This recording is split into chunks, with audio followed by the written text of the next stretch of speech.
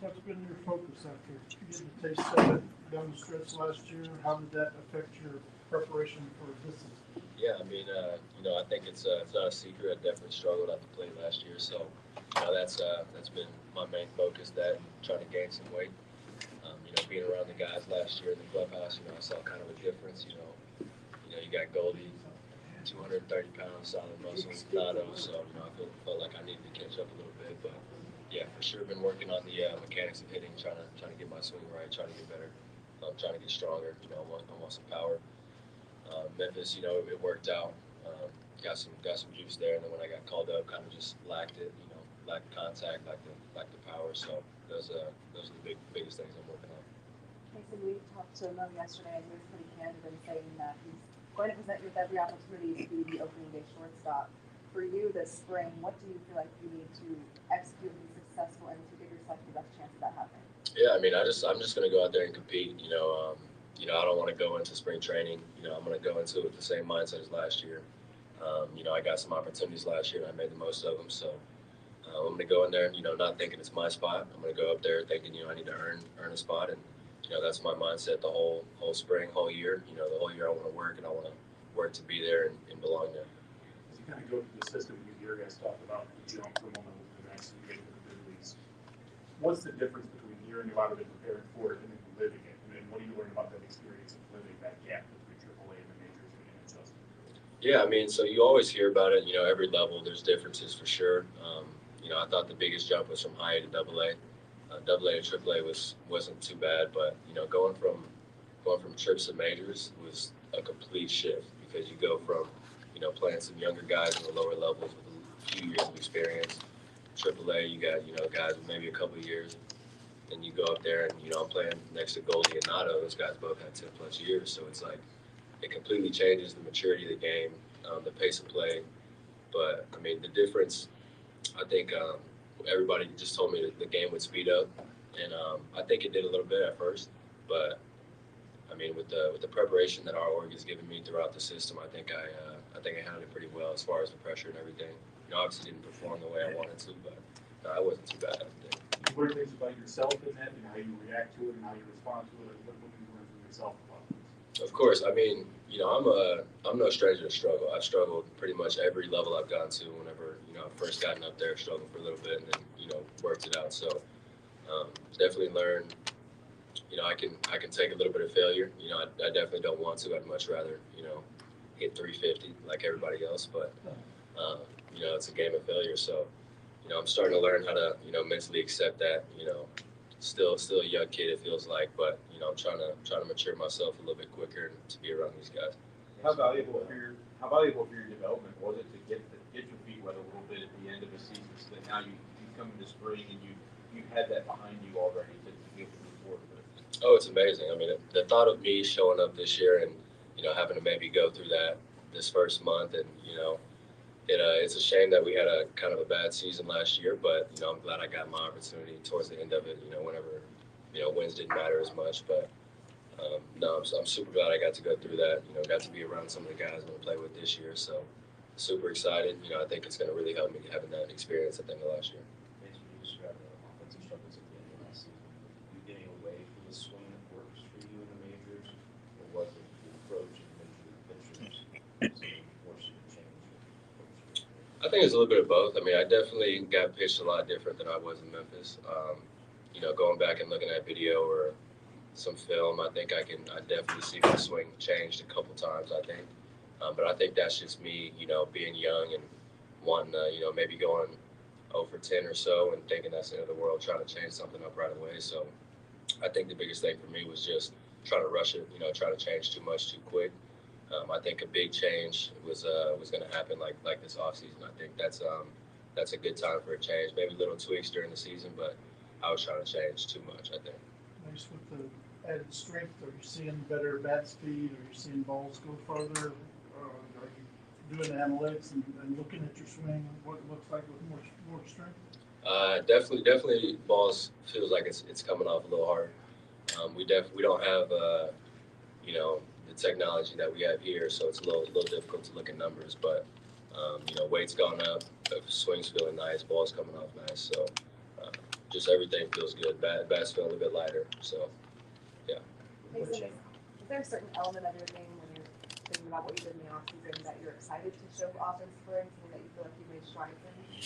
I mean, really just hitting. I mean, I think defensively I performed pretty well up until I had one pretty bad game last year. But I think defensively I'm just going to try to obviously trying to get better every day. But my main focus has been really just hitting. I want to show up and show the guys I can compete. What change did you make to this? Like, what are some of the specific things that you went for? Yeah, I mean, really just hip hinge and stuff. I mean, last year I was jumping out of my legs real quick, jumping at the ball. Really just trying to take the same swing path every single time. I feel like last year, I might not have set my plant foot in the same spot every time, or might have been leaning over my front hip. So really just trying to be consistent with the swing every single swing. You see guys like Goldie and their intent to their work in the cages, and whether it be T-work, front toss, whatever it may be, they do the same thing every single time, set up the exact same way. So for me, it's been that, just trying to be consistent. Like I said, the hip hinge stuff for me, trying to get into my legs more. I feel like that, might cause a little bit more power. I had a pretty big scissor kick last year. I have the past couple of years, and that's really unintentional. But I've been trying to cut back on that. I feel like that might get me out of position sometimes, and I think it helps me sometimes. But I think for the most part, just having a more standard swing would be better. I remember last year sitting here not kind of knowing what was going to happen during the season. How are you different today than you were a year ago? Shoot, man. I mean, last year was great for me. Being around the AAA guys for 3-4 months, 5 months, and then getting called up with the older guys. I think just the maturity level is a lot different. I think only being a AA last year, being around those guys, we got great guys at every level, but just like I said, the maturity level at each level gets bigger and better. I had great talks last year, great conversations with a lot of people. In fact, Goldie, we sat down for about 2 hours in Milwaukee, had brunch, and just talked. So that was good, but yeah, I'm just ready. Mason, you feel like those last couple of weeks in majors, is that really directly changes that you're trying to make this offseason? You have good numbers, point going AAA. Is the time in the majors really sort of set the path for what you're doing in the offseason? 100%. I mean, I showed up, did not hit very well. But I think the last 2-3 weeks or so, I mean, worked with Turner Ward and Brandon Allen, and we just got to work on what I wanted to work on this offseason. Got some advice from them as far as, what tweaks I needed to make and what changes they think needed to be made. We started working on that at the end of the year, and then, I just took it into my offseason, trying to get to where I'm at right now. As you said last year, over the course of the long season, you lose weight. You wanted to start at a better weight. How much weight have you put on? How much do they have you eating the 4,000 calories a day or anything like that? Nah, definitely no diet plan for me. I'm just trying to eat as much as I can. I think I got down in the 160s last year, so I wanna if I drop this year, I want to drop to 180. I usually drop 10 to 15 pounds. I don't really know what that may be. I usually don't lose muscle. It's usually a lot of fat, but I think me showing up this year, I want to be around 195 if I can. I need to put on a few more pounds, but I think that would be really good for me. If I lose weight and I drop to 180, 185, I'll still have that strength, and I think it'll help me carry through a 162 game season.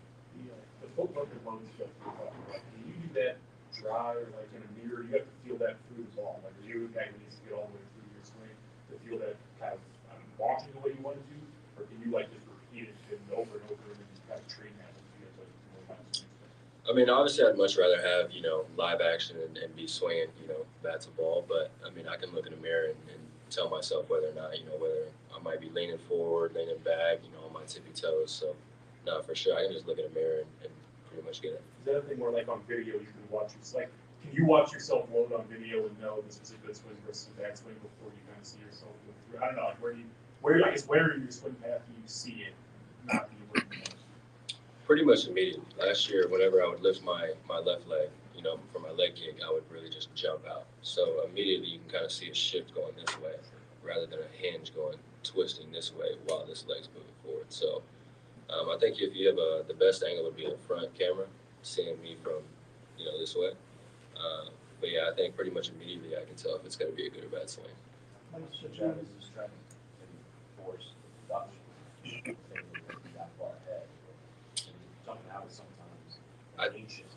I think it was a fear of striking out. You know, me not being the biggest guy in the world, you know, I want to get on base, you know, as much as Tommy Edman or Lars Newbar might. So for me, I think it was just, you know, I don't want to strike out. I want to show these guys I can compete. And I think that was causing me to swing at some pitches I shouldn't have been swinging at, trying to battle early, you know, not to strike counts, swinging at pitches I didn't need to swing at. So much did you and Jordan kind of reflect on, you kind of both kind of went through this experience together, and how much have you tried to motivate each other this offseason? I know the way you guys text each other and trash talk to each other, how much have you tried to drive each other? Oh, every day. I mean, we go back and forth, whether, you know, it might be video games or, you know, weight gain. You know, he told me he gained a whole bunch of weight, so that pushed me, to, you know, to gain even more. So, you know, I was excited about myself, and then he let me down a little bit. You know, I gained 260 now. But, I mean, we talk a lot. I mean, that's my guy. You know, obviously, he had a great year last year, especially rookie season. But I mean, yeah, he's working every day. You know, he's working defensively. Obviously, I say he's gained some weight, so I'm sure he'll come back hitting bombs. But yeah, I mean, we're super excited.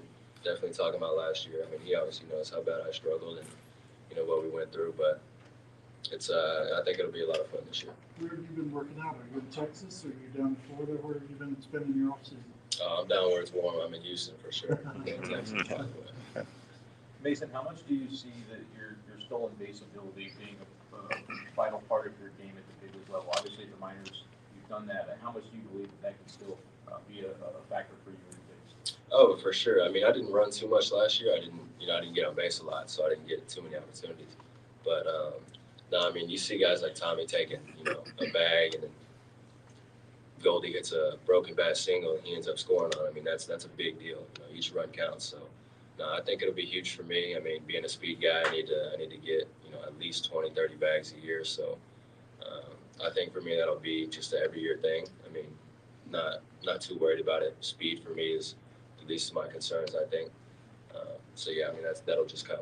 Does that mindset kind of coincide with you saying, I want to be a guy that gets on base, and you get to second base with the stolen base? That's another way to kind of produce power in a way, or get yourself in a scoring position. 100%. I mean, it also helps the guys around me, helps the team. You know, it's exciting. You know, I feel like when Ricky Henderson was running around everywhere, everybody was having a good time watching him run, and you know, whether he was out or safe, he was putting his team, you know, for the most part, in a great spot. So for me, you know, whether it be, you know, 8 spot, 9 spot, if I get on base and get to second with Tommy Edman or Lars Newbar coming up, you know, I like our chances. So I think it does help the team a lot.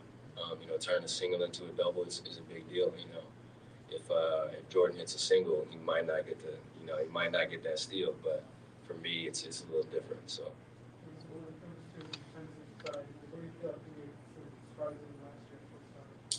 I think just the consistency. I mean, every year I've gotten a little bit more consistent. You know, working with Cheo at the beginning of the year, every year it's always gotten me right. I think throughout the years it's just gotten better. Then when I got up, Stubby Clapp, I worked with him, and he's a lefty. And I don't know if y'all have ever taken fungo, but taking fungo from Stubby, hitting lefty backspin, hitting sliders at you, I mean, taking grounders from him really prepares you for the game. It feels, I mean, it's probably harder than the game actually is. So I think just working with those two guys has got me ready. I mean, every year I feel like I've gotten better, and, you know, I want to get better every year. So are you familiar with What do you expect to see? I mean, shoot, I expect to see Jordan Walker things. I mean, I've seen him play for 3-4 years now. I mean, he's only gotten bigger and better every year. You know, obviously went out last year, 21 years old, and competed almost a full year. You know, got called down a little bit, which is very difficult, I feel like, on a 20-year-old, and gets called back up and then just competes the rest of the year. So I think he's going to show up this year, you know, handle business. He doesn't hear a lot of outside noise, so, you know, the media doesn't really affect him, or, you know, comments don't really affect him. He's really just going to go out there, you know, play for his family, play for his brothers, and yeah, I think he'll have a great year again. His confidence kind of rubs on him. Oh, I mean, if he's going, I feel like I'm going a little bit. You know, whenever he hits a double, I feel like part of me hit a double. So, and I know he feels the same way. So yeah, I mean, when we're rolling together, it's a lot of fun. Mason, speaking of your confidence, this is a critical start of the year 2024 coming off of a disappointing 2023 season. confidence does that instill in you, knowing that the team, under all this pressure, has this confidence in you? Yeah, I mean, throughout the whole minor league system, they've always, always trusted in me, always believed in me, gave me the most support I could ever imagine. But yeah, I mean, it feels great. I mean, last year, getting the call up and then obviously struggling and then them still putting me in every day and getting that work and getting that experience, it feels great. I mean, it makes me really want to be here for a long time, win championships here for a long time. Based on you respect a lot of your teammates from growing up in the system, but is there a certain player you're looking forward to seeing make that jump this year, whether it's AAA to the bigs or single A to AAA, whatever it is? I got two guys, I'll say. One of ours just got added to the 40-man, Pedro Paez. He's a catcher. I don't know how he gets up this year, but, I mean, he's just a great guy to be around. Everybody that I've ever met loves him. But, yeah, just a great person. And then Tink Hens, he's one of him and Jordan, probably my best friends in the org. Tink called me last night talking about how much fun he's having. He can't wait for the season. So, for me, it'd probably be Tink. I mean, I know how unbelievable he is, and I can't wait for a lot of other people to see that in person and get to see that at Busch. Wait, with the Tig, how much have you been able to keep up with what his stuff looks like, how he's developed since he's gotten the league? How much have you been limited? Yeah, I mean, so last year when he started in high A, that was obviously we had been together all spring training, and he started there. We were both pretty disappointed in it. We thought, personally, I thought he was going to start a little bit higher, but no, I mean, checking in with him every week, seeing how his start's going, seeing how he's throwing, how he's feeling.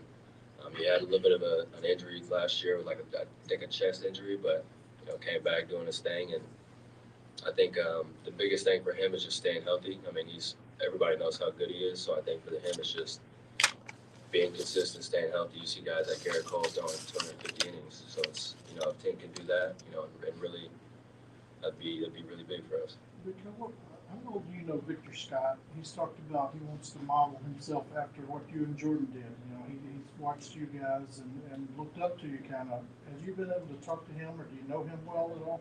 Yeah, for sure. Last year we got pretty close in spring training. He out there in the outfield, so I didn't get to see him too much. But talking to him during BP or whatnot, he's a very interesting cat. I mean, he's different for sure, but super exciting. I mean, watching that dude run, watching that dude make plays. I mean, it's for me watching the highlights is one of the best parts. It's seeing him rob a home run, jumping 13 feet in the air. It's like it's different. So I'd like to see that for sure in person. I haven't got to see it too much, but yeah, I can't wait to play with that guy. Mason, you say a different cat. Is there something in particular that comes to mind? Just from looking at the interaction you've had with him, and just I would say pretty much all baseball players are different cats, but I mean, you got guys like Nato, man. Nato's different. He's an animal. He's gonna go out there and he's gonna compete. He's not gonna smile. He's gonna go out there and he's a killer. And I think Big Scott's probably the same way. The few conversations I've had with him, and what I've heard about him, he seems just like a dog to me. He seems like he wants to go out there and he wants to beat everybody. Mason, there was a lot of talk last year, or maybe before, about your arm speed and being able to throw really quickly over first base. How much of that is still within the work that you're doing this offseason or preparing for spring with that? I mean, the arm, to be honest, that might be the one thing I don't worry about. For me, I used to try to throw as hard as I could every single time. Now I'm just trying to hit Goldie in the chest. So I think it's a big part of my game for sure. One of the biggest, if not the biggest. But I think that's just that's something that's always in the back pocket rather than what's on the surface. Did they express to you their just having you the starting shortstop and the actions that they have keeping you in the line?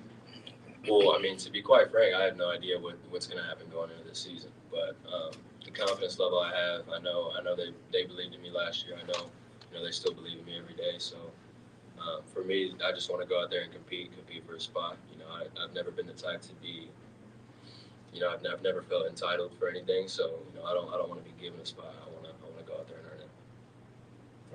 Thoughts on CJ Stroud? Hey, that's the guy, man. That's the guy. Hey, saving the Texans organization right there. Have you ever gotten to meet him? No, I have not. I wish. I know he went to Ohio State, so I'm not. That's north, brother. That's cold up there. Nah, I mean, he's been a lot of fun. Great for the city. I mean, obviously very humble kid. I mean, young guy. So yeah, future's looking bright for sure. Do you have a favorite memory from your time up at the Major League Club that drives you, something that you think back to that makes you want to push even harder in the offseason? I mean, Buenos 200 was by far my favorite game of the year. I mean, I'm putting that over my debut, I would say. Just the atmosphere. I mean, every pitch, the fans were going crazy. It felt like a playoff atmosphere, and obviously I've never been to the playoffs, so getting to feel that was pretty special to me, and it makes me want to get there and compete for a World Series to see how this stadium would get. What'd you do with the ball that ended up in the crowd, your first hit? So what'd you end up doing with it? Put it in the case and then gave it to Mama for sure. I got the homer, she got the first hit though. Hey Mason, when you saw the Ohtani contract, was there a flicker in your mind of like, man, maybe I should still try to pitch? Man, it's funny. That was kind of what was the talk out of the draft, was just kind of watching Shohei and maybe comparing myself to him. Comparing yourself to Shohei Ohtani is not very smart. I mean, that dude, one of the best pitchers and one of the best hitters in the league. Is one of one, man. That contract was insane for sure. Do you think it's going to lead to more guys trying to do both? I mean, you can speak to how hard it is to try to do both. Yeah, I think guys are going to try. I don't know if guys are going to be able to. I mean, you look at his bill. He's 6'5". He's a big dude hitting bombs at the DH spot. For a guy like me, I think one of my biggest assets is the defense. So, I'm not about to be a DH. I could go to the outfield, but probably a little tough on the arm, not a first baseman. So, it would have to be a special mix. I think it'd have to be another just big donkey, maybe a Lucas Baker type guy who can play first and throw 97. So. Are you leaning on Ollie to be the guy who gets to come in and pitch if they have to go position player route in the game? Me? Yeah. Nah, I'll never pitch. They'll never let me pitch.